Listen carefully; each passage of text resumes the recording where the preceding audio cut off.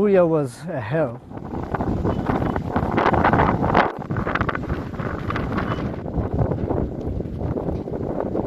Now it was a burnt hell. This was like your whole life is burning.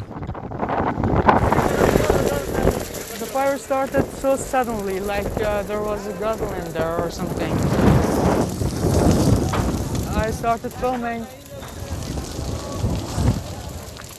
On the night of the 8th of September, Europe's largest refugee camp went up in flames. It was terrifying. Each second it was closing to our tent. The Greek authorities say the fire was started by the refugees themselves, angry at conditions in the camp.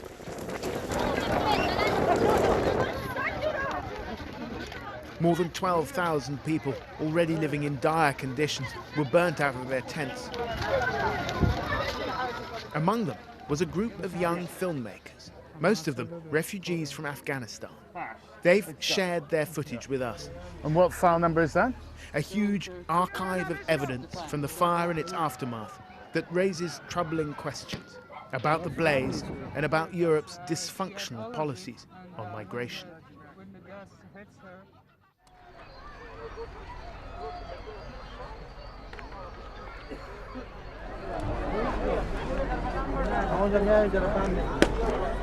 We arrive on Lesbos 4 days after the fire.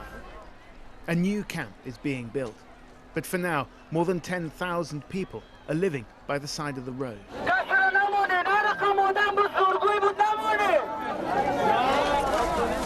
Without sanitation, without shelter, or proper access to food and water. I've witnessed scenes like this before. Places like the Democratic Republic of Congo, where the state had effectively collapsed. I've never seen this in Europe. The previous day, some refugees, many of them children, had protested at their treatment. The police responded with tear gas.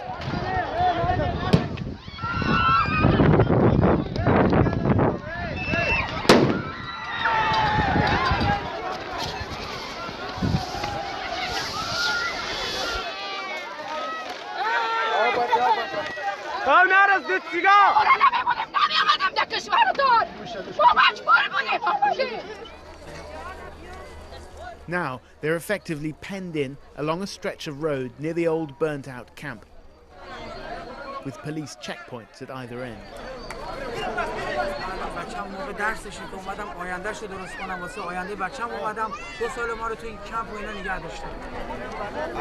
The authorities say they're trying to contain an outbreak of COVID-19, but many of the refugees think this is just an excuse. Why nobody coughing, nobody fever, nothing. It's fake. You don't believe it? I don't believe it. What about all of you? All of the people say this. All of you. This is fake news. Many fear the new camp, when it's ready, will be even worse. Effectively a prison.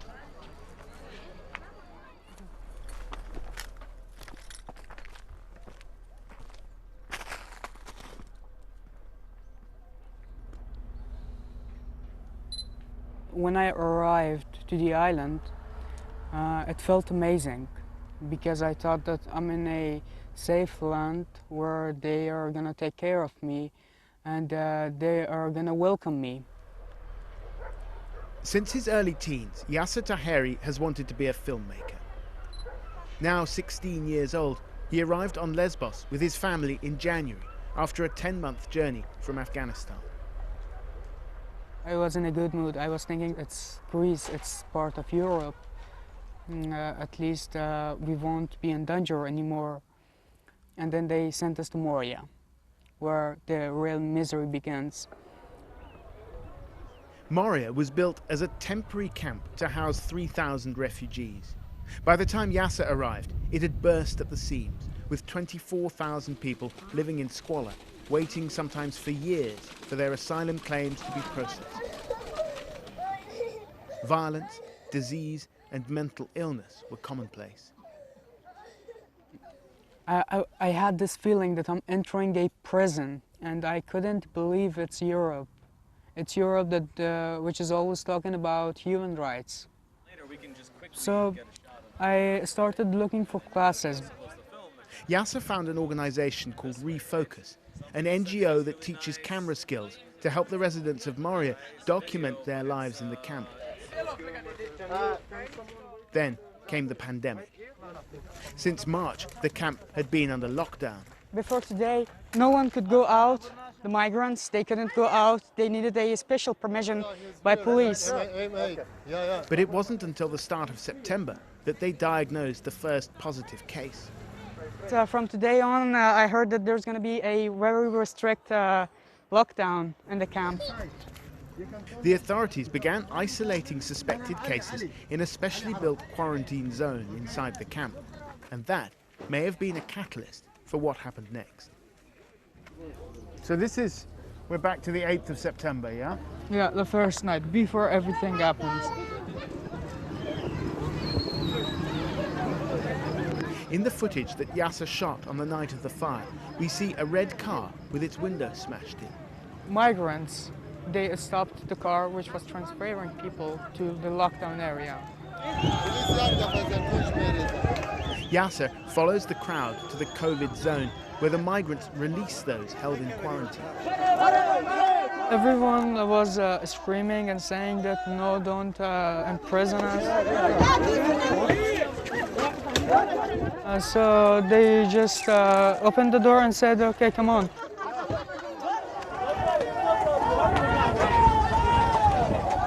Two hours later, what was a disturbance has become a riot. And it's now that the blaze really gets going. Just tell me what we're looking at here. They are throwing stones to the police. Who filmed this? I was filming, yeah.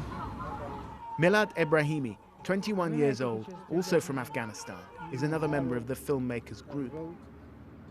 I was in my friend's tent, standing, and I just heard that shouting and some shooting, like a gun.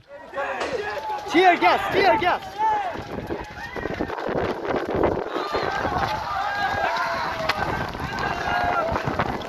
I run out of the tent and look around. I see that people are making fires and just throwing stones to the police down there. Protests were not uncommon in the camp, nor were fires, but they'd always been kept under control until this night.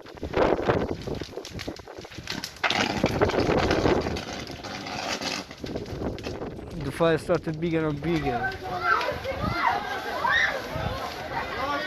I was scared, to be honest. As fast as I could, I collected my blankets and we decided to go into the jungle, the safest place. Into the olive groves up there. So we were standing over there, watching the whole camp on fire. And then in the early morning, it was gone. There's no Moria.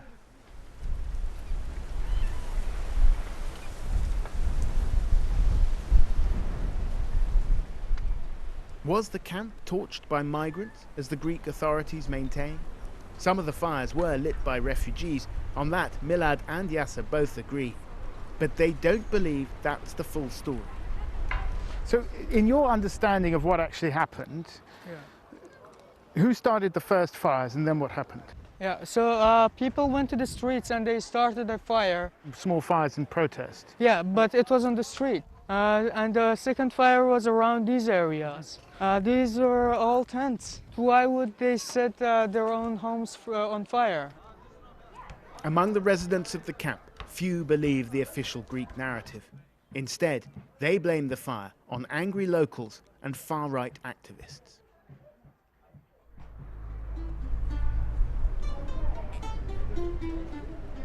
Just a few miles off the Turkish coast, Lesbos has long been one of the main entry points for refugees and migrants coming to Europe.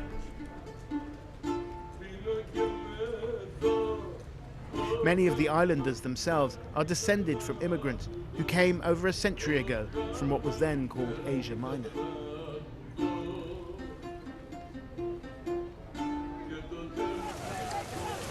At the height of the migration crisis 5 years ago, thousands of people were arriving on boats here every day. When we came, we found local people who were proud of a long tradition of hospitality. Everyone is helping here. We don't see any support or any help from European countries, nothing. Then came the EU-Turkey deal, agreed in 2016, which effectively closed off Europe's borders and turned islands like Lesbos into permanent detention centres. When we returned here in spring this year, the mood had changed. There were reports of vigilante groups attacking migrants and NGO workers. A fire at a smaller refugee centre was blamed on far-right activists. Near the camp, in Moria village, angry locals had set up a roadblock. The regional governor arrived to try to calm things down. Things have to change, they cannot continue like this, but they should not take the law into their hands. But some people worry, including people here, that people on the far right will use this to try to make their political gains. Are you worried about the rise of the right? Very worried, because I know that many times, many countries, the extreme right take profit out of the situations. If this situation continues, then what will happen? That will be catastrophic. It has to stop. Τα οποία είναι ελεύθερα επειδή αν δουν τα δύσκολα τα παιδιά ανοίγουν τις πόρτες και μπαίνουν μέσα στο σπίτι. Είναι τελείως ελεύθερα. In Moria village today, we could only find one person who was willing to talk to us. Panayotis Delianis has lived here all his life. But 2 generations back, his family were migrants too, ethnic Greeks from Asia Minor. Η γιαγιά μου τους έλεγε ότι ακόμα και εμείς που ήρθαμε σαν Έλληνες εδώ, δεν περάσαμε καλά. Panayotis took us for a stroll through the village. When refugees from Syria began arriving in their thousands, he remembered his grandmother's words. Όλος ο κόσμος βοήθησε. Εδώ στην εκκλησία, ήρθαμε, ανοίξαμε την εκκλησία, δεν μπαίναν μέσα, σκεπάσαμε τις εικόνες με μία κουβέρτα για να μπουν. But as the camp grew, so did divisions within the village. Some were making money letting their fields to the government or NGOs to house the refugees. Others felt swamped, as migrants at times outnumbered villagers by a factor of more than 10. Για φαντάσου 26.000 άτομα να μυρίζουν. Ο θόρυβος, μου έχει μείνει ο θόρυβος. Η μπόχα, η μυρωδιά από το ποτάμι, από τα λίμματα. Στο λέω ειλικρινά, κάθομαι το βράδυ και κλαίω. Έχω μείνει πίσω 5 χρόνια. On the night of the blaze, Panayotis called the fire brigade, who initially told him they were busy with other fires elsewhere on the island. You know this area. Yes. You know how fires, there have been fires here before, you've seen them happen. Do you think this could have been an accident? No accident. No. Όταν αρχίζουν η ελληνική κυβέρνηση να ζητάει να νοικιάσουν οι ιδιοκτήτες στα κτήματά τους για να γίνει αυτό το στρατόπεδο, αυτή νομίζω ότι ήταν αφορμή. Το ποιος, πού, δεν θα του πω με σιγουριά, αλλά είναι αυτοί που τα οργανώνουν τόσο καλά. If locals were somehow involved in the fire, people here will almost certainly know about it. And if so, they're not saying.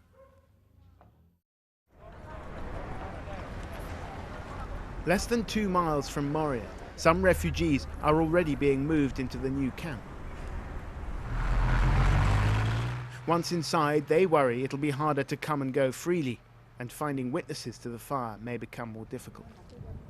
But for now, there are still people searching through the remains of the old camp. And here, we find someone who can tell us more about what happened. So Yasser says that this guy says he saw some local Greeks helping set fire to the camp. This is where he was living. This was your house? Yeah. This was your tent here? Yeah. Just, could you tell us what you saw that night? یه بار دیدیم یه نفر اومد اینجا آتش انداخت. که اینجا رو آتش انداخت بعد خونه آتش گرفت. بدون اینکه مثلا بپرسه کسی مثلا یکی انداخت انگلیسی صحبت کرد که اینجا کسی هست. ما گفتیم نه که همه رفتن فرار کردن. ما گفتیم حتمی به خاطر کمک اومدن، مثلا دیدیم یکی آتش انداخت و فرار کرده. اون شب تاریک بود، ما اصلا نمیفهمیدیم که یونانی بود، افغان که نبود، چون ما کسی که این دور بر میامد ما میشناختیم، بدون غریبه رو جرئت نمیکرد بیا اینجا. It seems that some people who were not refugees or migrants were, at the very least, seizing the opportunity to stoke the flames.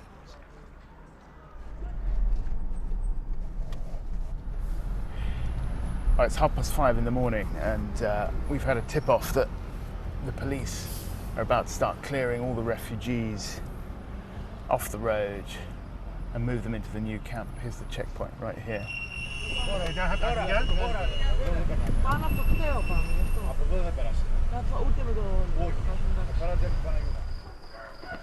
Well, the police have stopped us from driving through at the checkpoint, so we're taking the little back roads and trying to climb in over the mountainside.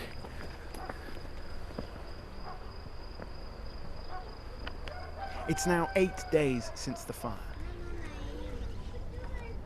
People have been without shelter or sanitation for more than a week. Yet many are resisting the move to the new camp. Not quite sure what's going to happen. There are so many rumors around saying that they will take all of your stuff, they will take your phone, they will, I don't know, they will limit you a lot. Beyond the police cordon, officers in protective suits are clearing the roadside. Section by section, the riot police move forward, while officers in plain clothes tell the refugees to pack up. And they don't like the cameras. Tell him to stop recording. We'll arrest you and they took all the picture you take. The new camp is built on a disused military firing range, enclosed by the sea on one side and fences on the other. Those who want to remain outside must now avoid the police. If I go to this camp, it's exactly a prison. It increases the depression that I have, that everyone has. Milad has been on Lesbos for about 9 months. He's Afghan, but he's come from Iran. His parents sought refuge there when he was a young boy. His decision to leave behind an imperfect but relatively secure situation was a complicated one. As an Afghan person who grows up, who is growing up in Iran, is like a black person who is in America. And yes, the reason is that had me to somehow escape is racism. And one day I just said to myself, enough is enough. It was really hard for me. It's like to leave your parents, your brothers, I just decided to escape.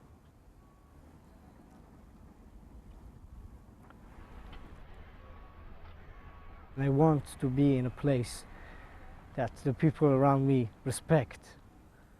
Anybody, it doesn't matter where he comes from, we just equal, we just one, and our blood is as red as all of us.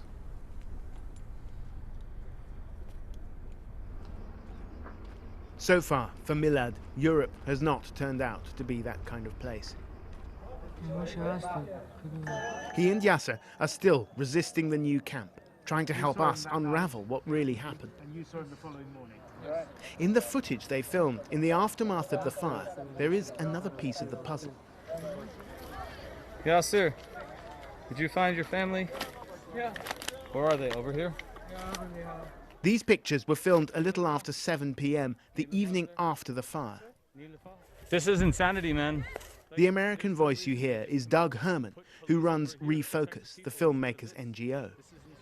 They walk through the half-burnt camp to check on Yasser's family. Hi. Hello, stranger. How are you? I'm good. Good to see you again. Okay, are you guys going to stay up And here then tonight? this. Yeah. But I think they started it. Hmm? They started the fire. Yeah. Holy shit. At 23 minutes past 7, a second fire. Much of the camp had burnt the previous night, but not all of it. Now, it looks like someone is back to finish the job.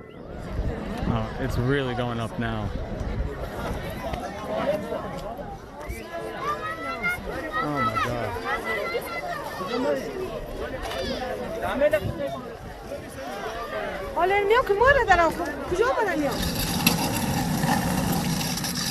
The fire spreads rapidly through the remaining tents. My paper, my passport, everything, my money, my phone. Now I don't know what's calling my family. What is he trying to get? The cat? Yeah. The cat? Cat? No. Oh, come on, don't go in there. No. Oh my God, this is hot. Come back. But here's an odd detail. Going back through the footage again, people are packing up and leaving before 7 o'clock, before the second fire starts. You can see the situation in Moria. It's not safe. You can see the people. It seems like a lot of refugees in the camp knew what was about to happen, including Milad. Most of the families now, they're leaving their tents. They're leaving their tents because some people are wants to burn the rest of the camp tonight. Because of that, they are leaving. So it seems the second fire, at least, was not a spontaneous event. But if it was planned, then by who? And who else knew? The filmmakers tell me about a conversation they overheard among a group of camp residents earlier that morning. The day after the first fire, it seems like they were having a gathering, and they told them that tonight we're gonna set the rest of the camp on fire. Burn the rest of the camp. Yeah, and local people will help us. He said that? Yeah. You heard him say that? Yeah. And said tonight they will come again, the local peoples, in front of Team Humanity over there, and we will give gasoline and burn the rest of the camp. If that's true, that means that the locals basically helped a number of refugees to burn this whole place down. We managed to track down one of the migrants in this conversation. Perhaps unsurprisingly, he told a different story.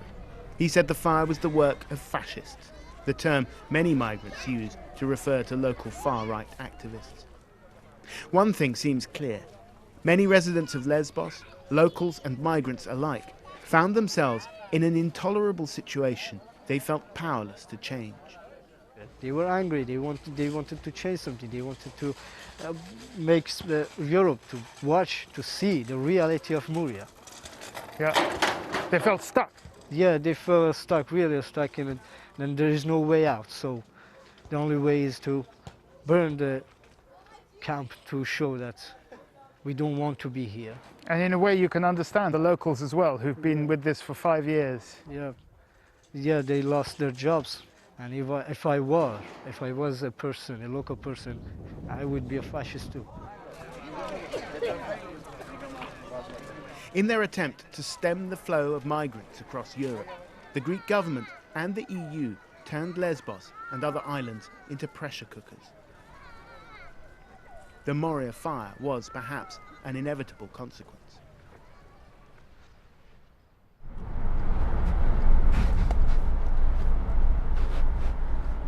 It's 10 days since the fire.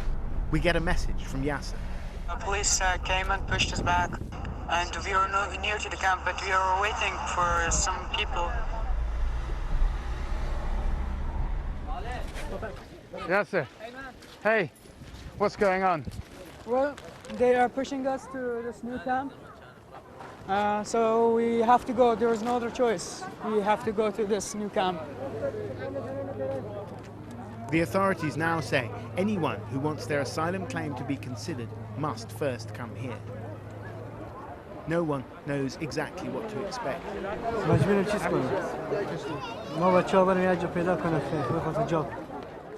Will Yasser and Milad be separated, the families from the single men?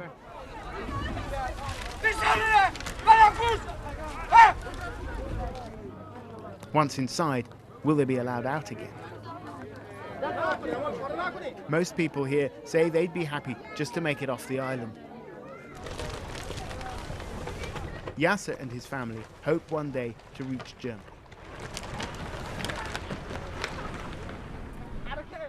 The old Moria embodied the failures of the EU's migration politics. Now it's gone. In Brussels, they're talking of a new start. But behind these fences, it feels like they've swapped one prison for another.